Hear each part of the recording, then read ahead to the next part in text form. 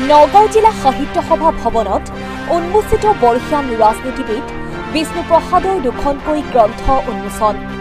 নগাঁও জিলা সাহিত্য সভাৰ উদ্যোগত আজি সোমবাৰে প্ৰাক্তন সাংসদ প্ৰাক্তন মন্ত্ৰী লিখক বিষ্ণুপ্ৰসাদৰ স্মৃতি আৰু চিন্তা আৰু মদাৰ ফুলৰ গোন্ধ শীৰ্ষক নামৰ দুখন গল্প সংকলনৰ উন্মোচনী অনুষ্ঠান অনুষ্ঠিত হয়।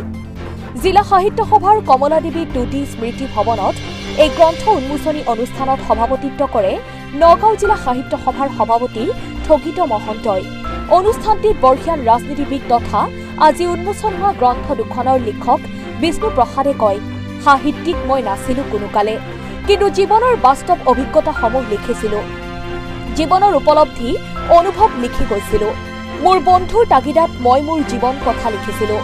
নগাঁও মহাবিদ্যালয়ৰ অধ্যাপক ডক্টৰ দীপক বৰাই মদাৰ ফুলৰ গোন্ধ শীৰ্ষক গল্প সংকলনৰ উন্মোচন কৰাৰ বিপৰীতে স্মৃতি আৰু চিন্তা শীৰ্ষক প্ৰবন্ধ সংকলনখন উন্মোচন কৰ অৱসৰপ্ৰাপ্ত অধ্যাপক গৱেষক লিখক ডক্টৰ সঞ্জীৱ বৰকাকতীয়ে। নগাঁৱৰ পৰা বিভূতি বৰাৰ ৰিপৰ্ট, বটদ্ৰা লাইভ। ইতিহাসে চিঞৰি কব মহাজাতি অসমীয়াৰ কথা, পৃথিৱীৰ প্ৰান্তে প্ৰান্তে ঘূৰি উদাত্ত কণ্ঠেৰে মহাজীৱনৰ কথা গীতেৰে কলো। জাতিৰ ঐতিহ্য শৌৰ্য বীৰ্য শত শত মনীষীৰ মহত্ব হৈ মোৰ গীতৰে ভাষা। মই ভূপেন যিবিলাক লিখি জনসাধাৰণৰ আগত দাঙি ধৰে। মই সাহিত্যিক হ'ব কাৰণে চেষ্টা কৰা নাছিলোঁ। মই চেষ্টা কৰিছিলোঁ যে মই যি দেখিছোঁ, মই যি অনুভৱ কৰিছোঁ, যি উপলব্ধি কৰিছোঁ, এই কথাখিনি লিখিতভাৱে পঢ়ুৱৈ সমাজলৈ আগবঢ়াব লাগে। সেই দায়িত্ব লৈ মই ৰিচাৰ্চ কৰিলোঁ। আমাৰ ডক্টৰ বৰা বা ডক্টৰ কাকতিয়ে যেনেকৈ ইয়াত আৰু আছে, মই দেখিছোঁ ডক্টৰ ডেকা, এইসকলে বহুত অধ্যয়ন কৰি তেখেতসকলে যি লিখা পঢ়া কৰিছে সেইবিলাক নিশ্চয় গুৰুত্বপূৰ্ণ। আৰু তেনেকৈ সেইবিলাক প্ৰকাশ কৰি তেখেতসকলে সমাজৰ কাৰণে এটা বিশেষ উপকাৰ সাধিছে আৰু সাহিত্য জগতত বিশেষ পৰামৰ্শ দিছে। বন্ধুসকল, এই গল্পবিলাক যি মই কলেজত থকাৰ দিনতে লিখা আৰু বিশ্ববিদ্যালয়ত যেতিয়া পঢ়িছিলোঁ গুৱাহাটী বিশ্ববিদ্যালয়ত, সেই সময়তে এই গল্পবিলাক লিখিছিলোঁ।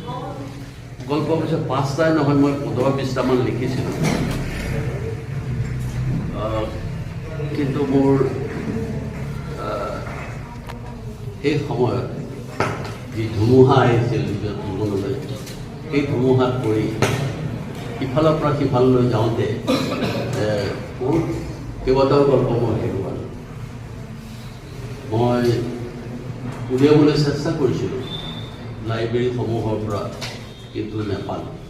আনকি এতিয়াও মই 4-5জন মানুহক মই নিয়োগ কৰিছোঁ মোৰ কেইটামান প্ৰবন্ধ উলিয়াবলৈ। মই নৱকান্ত বৰুৱা আৰু ডক্টৰ বীৰেন ভট্টাচাৰ্যৰ দুটা আৰ্টৰ সম্পৰ্কে লিখা প্ৰবন্ধ মই অনুবাদ কৰিছোঁ আৰু সেইটো ডক্টৰ ভূপেন হাজৰিকা গতি আলোচনীত প্ৰকাশ পাইছিল। কিন্তু মই আৰু এতিয়াও উলিয়াব পৰা নাই। বৰ্ণ ফৰ দি সংবাদ আৰু এটা আৰ্ট সম্পৰ্কীয় ইণ্ডিয়ান আৰ্ট, এই দুয়োটাই মই অনুবাদ কৰিছিলোঁ আৰু ওলাইছিল আবাহনত। কিন্তু আমাৰ ডক্টৰ ভূপেন হাজৰিকা গতি ওলাইছিলে, কিন্তু এতিয়াও মই বিচাৰি নাপালোঁ। মই এতিয়াও গুৱাহাটীত 4-5জন ডেকাক দায়িত্ব দিছোঁ যে তোমালোকে